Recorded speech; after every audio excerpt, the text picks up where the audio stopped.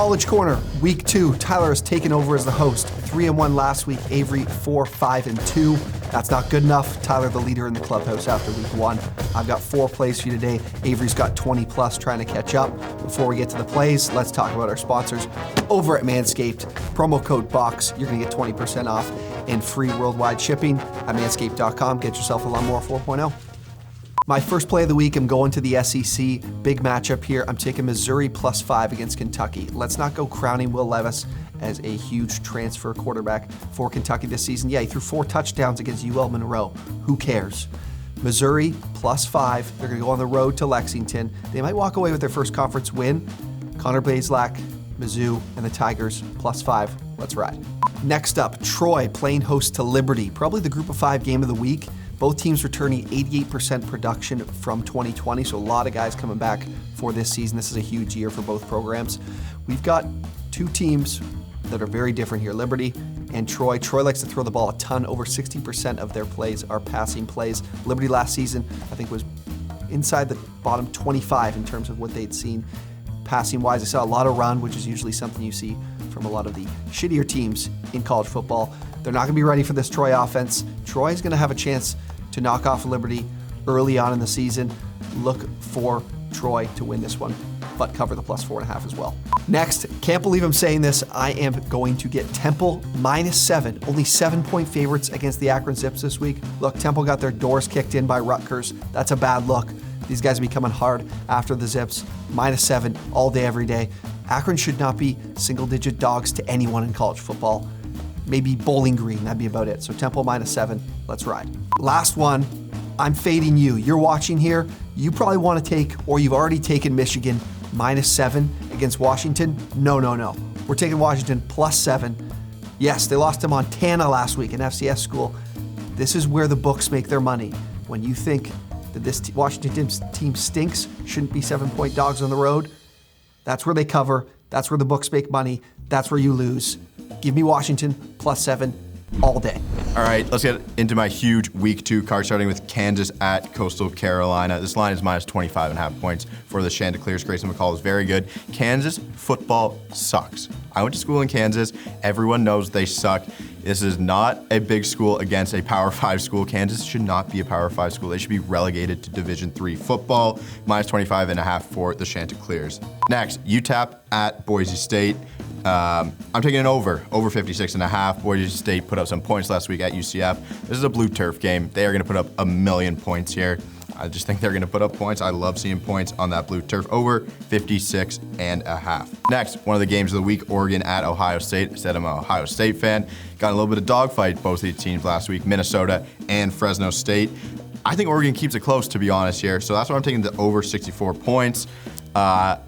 If Ohio State was only 2 touchdown favorites, I would have liked that as my lean on this game line, but I'm going to go over 64 points. I think Oregon just has to play better. They were looking ahead at this game. Next, Pittsburgh at Tennessee. This line is 3 points as Tennessee as home dogs. Pittsburgh's a really good defense. I love Pittsburgh so much. That is why I am taking the Volunteers. Sometimes I have to fade myself, and usually that works out. Tennessee, they don't look great. The program's kind of in shambles. Pitt's a good team. I'm just gonna go Tennessee +3 here. Next, Tulsa at Oklahoma State. Mike Gundy always has his pokes ready to go early in the season. Played each other hard last year as well. I kind of like Oklahoma State in this game, just straight up, but I'm gonna take this over 51.5 points. Next, South Carolina at East Carolina. Zeb Nolan was one of the biggest stories. He was a grad assistant who gets thrusted in the starting quarterback position for week 1. They played Eastern Illinois, I think, not a good football team, but he does his job. He throws 4 touchdowns. Now they go up against East Carolina, and the sharp money has changed this line. South Carolina was 4-point favorites to start. East Carolina has swung all the money. Yes, -2 South Carolina on the road. I'm going to take SEC guys over American Conference guys pretty much every time. So give me South Carolina -2. It could be naive of me, it could be stupid, but I'm taking South Carolina -2. Next, Miami of Ohio at Minnesota. Miami of Ohio got shit pumped by Cincinnati, like I said last week. Minnesota played Ohio State tough. They lose their running back. They have one of the best O-lines in the country. Tanner Morgan seemed like he figured out how to throw the ball again this year. That was nice to see. I'm just going to take Minnesota minus 20. This is a great O-line. They run it down their throats. I don't want anything on this total because I think they run out the clock. That's how much they're going to run this week.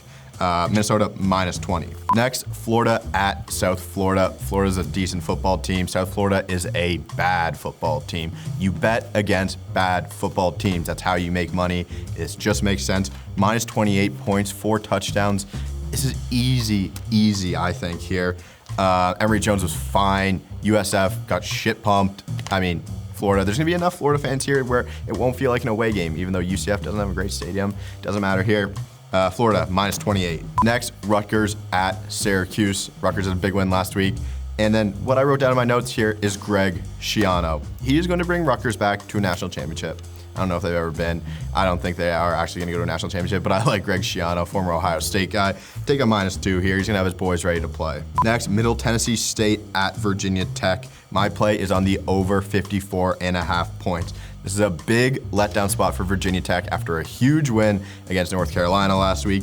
I think Middle Tennessee State, the Blue Raiders, keep this game close, and close is good for points for me. I mean, they just keep it close. Maybe they get into an overtime or something scary here. I think Middle Tennessee State also covers the number. That'd be my lean. I don't have that. I'm not going to give this out to you guys, but for me personally, I'm taking that as well. Next, Toledo at Notre Dame. Notre Dame comes off. I mean, they escaped Tallahassee, that's all you can say. Toledo's not a bad MAC school, so this number is actually way closer than I thought it was. I like the over in this game as well, but I'm taking Notre Dame minus 17. They're just gonna figure it out here. They need tough week 1. Brian Kelly wanted to execute all of them, so if he didn't execute them, I think they execute their game plan this week and they cover this number at minus 17. Next, this is a big game. Boston College at UMass. It's not a big game because of the teams. It's big because Boston College is wearing the red bandana uniforms, honoring one of their, I think it was their lacrosse players who was lost in 9/11. But they're wearing the red bandana uniforms on the road on 9/11. I don't care if this number is 150 fucking points. I am taking Boston College every single time. Rest in peace. Never forget Boston College minus 37. Lock. Next, Air Force and Navy under 41 points. If you want to make money, you bet the under in the Service Academy games. It is a tale as old as time itself. They don't like scoring points, and some of these programs are in shambles this year.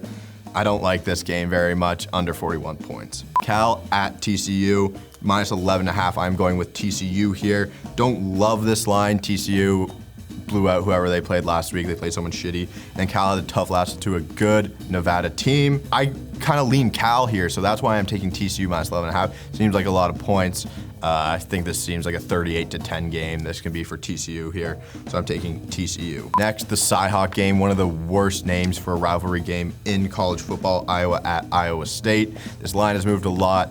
Iowa State is favored by 4 points at home, and that is what I'm taking. These games are always close, dog fights, as like you read about. I mean, Breece Hall, Brock Purdy, Matt Campbell. I'm going to take them over those Iowa guys pretty much any day of the week. Iowa won the turnover battle a lot last week. Don't think the turnover luck is going to continue. -4, I like it. This is a ranked team. They're going to play each other hard, but I like Iowa State here. More talent for sure. Houston at Rice. I'm going Rice at home plus 7.5. Houston got boat raced. Rice had a tough game against Arkansas. They were beating them in the third quarter, I'm pretty sure. And they were just beating them too. It wasn't like lucky. It wasn't like Arkansas played really bad. Rice played good football last week. So I'm going to take them at home plus 7.5. Line doesn't make sense to me. Next, Texas at Arkansas. Like I said, Arkansas beat Rice. They covered the number miraculously last week after a tough third quarter, tough first half to the game. I mean, Texas beat up on Louisiana. That's kind of a rat line there. 2 ranked schools. Louisiana was really good last year. Who knows how good they'll be this year? Good coach, good quarterback. But Texas, I'm going to take the athletes with Texas here. Texas -7. This is not a welcome to the SEC moment. I don't think Arkansas is going to give them that moment. I'm going to take Texas every time. Washington at Michigan. This is a huge trap game. I'm taking Washington +7. Obviously, they lost to an FCS school last week. They lost to Montana. Michigan looked good. No Ronnie Bell. He's out. but this is where you need to be sharp. Everyone's gonna take Michigan. Probably like 70% of the money's gonna be on Michigan. That is when you take Washington every time. I mean, they were ranked for a reason to start the year. They have the talent. I think they figure it out here. Hungry Dog fucking runs faster, that's for sure, and I think these Huskies are gonna win. NC State at Mississippi State. Another trap game here, I think, for you. NC State looked good against a horrible South Florida team. I told you guys that. And Mississippi State didn't look very good. So Mississippi State is favored at home, or is dogs at home, plus 2.5. I think I'm gonna take an SEC school at home over an NC State team who's looked okay. I think a lot of people are gonna be on NC State here, so that's why I am on Mississippi State. Next, the Holy War, Utah at BYU. Bye-bye, Zach Wilson. BYU is not the same football team, we know that. Utah is just a better team, I think. I mean, they don't have as many Mormons, but they're still good. Utah at BYU, they're gonna keep it close, but I like them to cover this number, -7 on the road. It's gonna be a tough game, it's gonna be fun to watch. Finally, Stanford at USC. I am taking the Trojans -17 points. Keaton Slovis is a Heisman candidate for a reason. Stanford got absolutely exposed by a K-State team who threw the ball like 2 times. I don't know, more than that, but still, it wasn't very few times. Keaton Slovis is just good. USC has talent, and I'm gonna take them -17. Once again, shout out to our partners at Manscaped. Use promo code BOX for 20% off and free shipping. Take all the money you were gonna make you this weekend and put it into the OwnersBox salary cap contest for week 1. You're gonna see this on Saturday. You're gonna make all your money on Saturday. Wake up on Sunday, promo code DREW9, and this extra money. Put in 10 max entries to the 100K week 1 contest and make you some more money.